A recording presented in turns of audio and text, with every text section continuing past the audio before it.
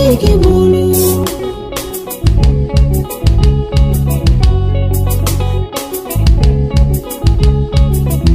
Fatu bichu minane miri la maligula. Angango file anga miri kuma. Sujata kile de la fasu tunye jamama. Bitoya tile oke ale duma ke katiye. Daya tile oke ale duma ke katiye. Anga faala dele amalina jatun.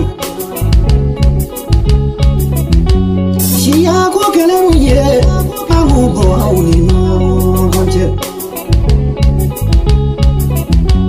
Joyoro ko kele muye amu bo auni no bonje. Abe kele nye do mafuza do. Fi mani jema ame kele nye. Ene amegelanye Malika hera umbe Yesu bulu. Malika hera umbe matiki bulu. Faso bikasi de la ne miri la malikuna. Faso bi muna di la ne miri la maliguna.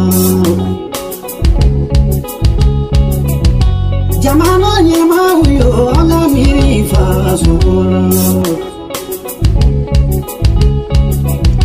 Aumi ala dili akahime malila. Yesu tokola anga malena tani.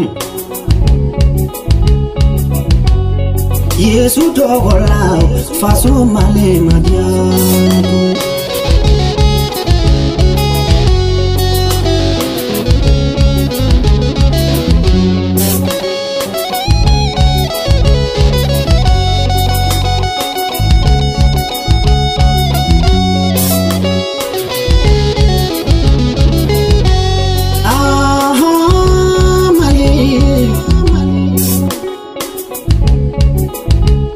Faso malida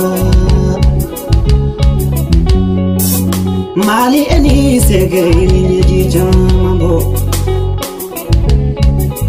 Mali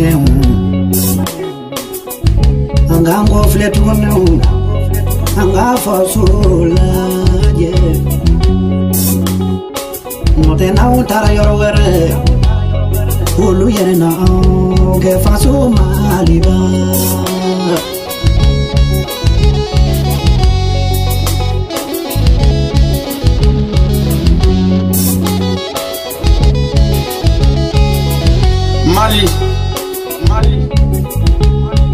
Mali ala ko be jamana mun kono ka ala de lo jamana ka nyefata ala kula Maliyon kelemay ni ye bibilu laje dondo loti ka saga genaw ana Abraham ga saga genaw kelela o tara fa Abraham ye ako de ka jonga o be kelela Abraham nana ama dado kelela ako loti dugu kolo kabo anga mabonyo ngona ni tara koron fe ne beta biebe fe ni tara kanga fe ne beta woro dugu kelemay eni ni wonche ngadomuna hala kilibe se gomor madomuna Abraham ne wolela ala Abraham nyinga Abraham ko ala ebe mun fe ne ko kiye ako Abraham ni ye mo klelen bezuru so de jamana nka na ya fani jamana imma wa yasro Abraham hadibe mo ko jolla mo nani dana bo kelemay ne ni Amos 3 verset 7 la de aba ko ma flabe malite tan manyo fe malium anga be kelema dana bo anga be na ye fan fanyini ala fe Yesu tokola abo di amma bari ale de nyana mayasa China amma cha amesi judgment de kono China Jeremy Kuriba nema afiye ngoma kile foi mwandi jen me jurula nabeka solo juro fo amni nata kulubali mejo mo joni mbala Herbert ne rede no kabo sikaso donc idala joyi Moïse Gamele ne dendo mo mela kuma mati ka jele ba amasi alaka to ofe kuma mandi de fa koro